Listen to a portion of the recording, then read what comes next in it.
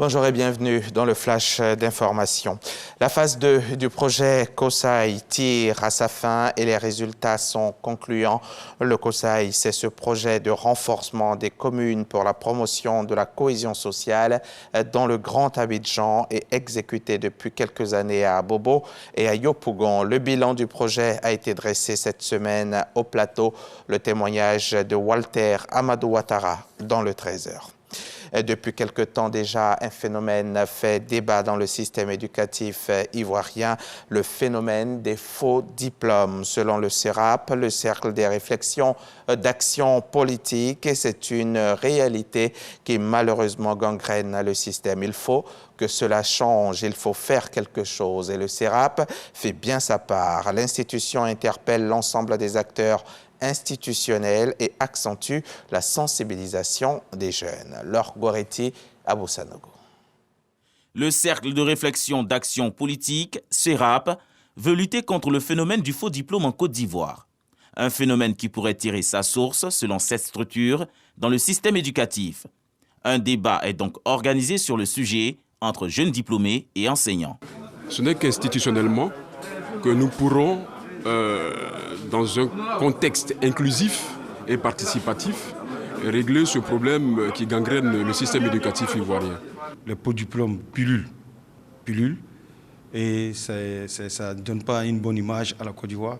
Et il était important qu'on pointe du doigt ce mal et qu'ensemble, on puisse trouver des solutions. Voilà, nous, en tant que structure, et les enseignants et les autorités de la République. Voilà. Dans l'objectif de jouer sa partition dans la lutte contre les faux diplômes, l'organisation souhaite proposer des solutions et des recommandations. Donc aujourd'hui, notre combat, c'est d'amener les uns et les autres à véritablement aller correctement à l'école, à étudier correctement pour avoir les diplômes, que d'opter pour la facilité, que d'opter pour la tricherie. Voilà un peu le combat que nous sommes en train de mener. À travers ce débat, le CERAP opte pour le développement personnel des jeunes afin de faciliter leur insertion dans la vie professionnelle. Un reportage de Laure Goretti, commenté pour vous par Jean-Marc Djadji. Allons maintenant au Festico, le festival du consentement. Il s'agit de faire la promotion du consentement dans tout rapport sexuel et l'abandon du viol et tout type de violence basée sur le genre. C'est une initiative de l'ONG Stop Chat Noir, initiative donc qui a enregistré entre autres la participation d'entrepreneurs, de femmes juristes et d'étudiants. C'était au sein de l'Université Félix Houphouët-Boigny de Cocody. Théodore Zouzou et Franck Quadio nous en parleront en détail dans le 13h.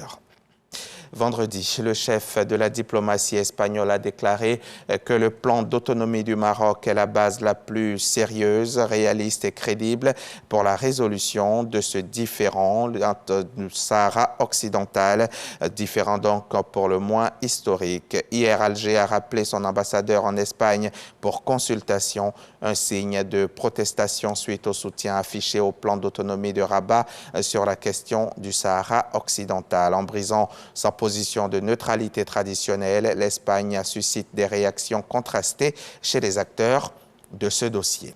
Au 25e jour de l'invasion de l'Ukraine par la Russie, l'armée russe affirme avoir utilisé pour la première fois hier vendredi des missiles hypersoniques Kinjal. Ces missiles peuvent voler à près de 12 000 km/h.